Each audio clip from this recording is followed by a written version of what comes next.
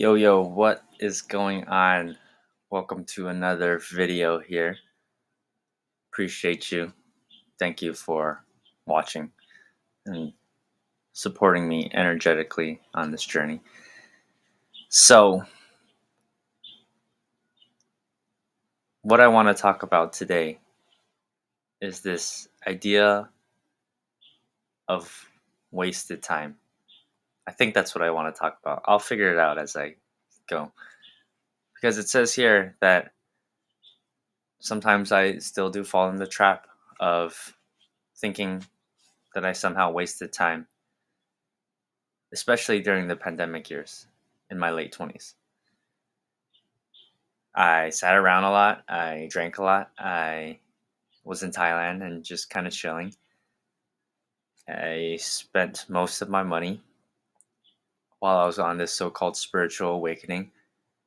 And, you know, despite wanting to go into entrepreneurship for a long time, since I was maybe 20 when I first read the 4 Hour Work Week, clearly I'm still in the process of figuring it out and in the fairly early stages of my journey because I wanted to go into coaching. But in order to do that, I felt that I had to have gone through some things. I was insecure about my value. And even though I worked at a really good entrepreneurial coaching company, I still somehow had some limiting beliefs about the level of commitment and focus that being an entrepreneur truly requires. I think I had some limiting, well, I know I had some limiting beliefs about, having to making money. As a child, my father making money meant him being away from me and us. And so I didn't want to focus too much on money. And now I'm broke and back home living with my parents. So I'm slowly transforming that belief and adopting more empowering ones that you can make money while having fun, while being present. Uh, with the internet, you can work from home and manage all these different facets a lot more effectively. So that's my journey. And also, I was overcoming this idea that as a man, especially as a man, I'm only valued for what I can provide and for what I do and for what I accomplish. And so throughout my life, I worked pretty hard, and my inner child really just wanted to be accepted as I am, just for existing, which was not the case for me growing up. And so I did have that judgmental perfectionism attachment wound.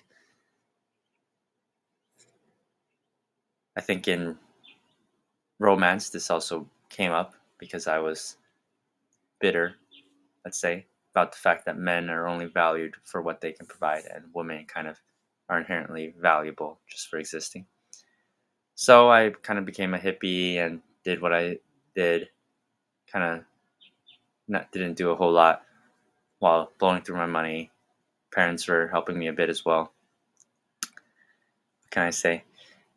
And now I've kind of come out of that hole of life is unfair and can accept the paradoxical notion that while a part of me is enough and loved just for existing, the human three-dimensional part of me is only valued for how useful I am.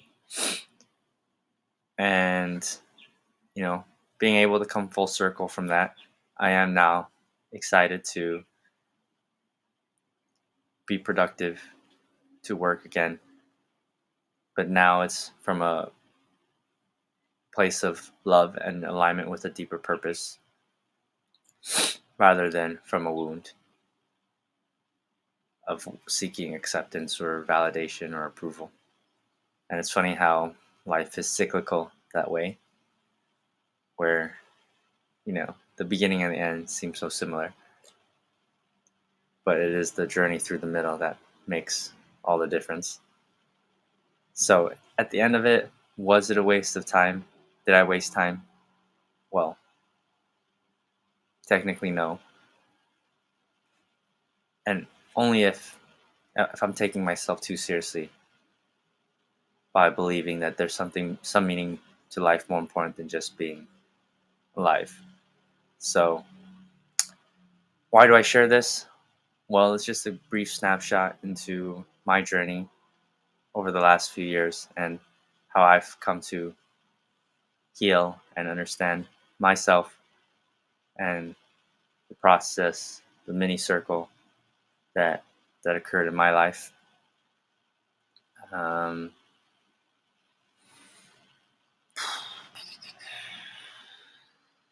so I hope for you, I guess, by sharing this, it helps on several levels. One is if you've procrastinated a lot and wasted a lot of time, just know that it's okay. Like many of us have. Um, you're probably doing better than you think, and so there's some reassurance there. To be gentle on yourself if you feel like it takes you forever to learn certain things or accomplish certain things. Like for me, entrepreneurship is taking forever because of some of these limiting beliefs that are slowly being unpackaged and repackaged into more empowering ideas. Um, kind of embracing this paradoxical notion, especially as men, that we are on one level enough and on another not, constantly needing to provide and be useful. But rather than be upset by that, see it as something that's empowering. Now I'm glad that that's the case. Um,